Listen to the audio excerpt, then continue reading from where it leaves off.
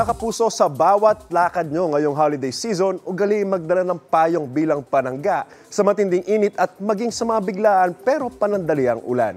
Ngayong umaga, asahan ng pag-uulan sa ilang bahagi ng Central at Southern Luzon, kasama po dyan ang Cagayan Valley Region, Visayas at ang Sulu Archipelago. Base po yan sa rainfall forecast ng Metro Weather. Pagsapit naman ng hapon, makita natin sa mapa, uulin din ang ilawang panig ng Mindanao. Mababa naman ang tsansa ng ulan dito sa Metro Manila ngayong araw.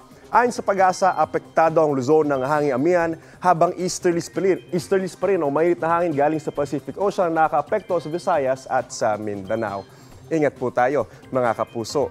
Ako po si Anju Pertiera. Know the weather before you go para mark safe lagi, mga kapuso.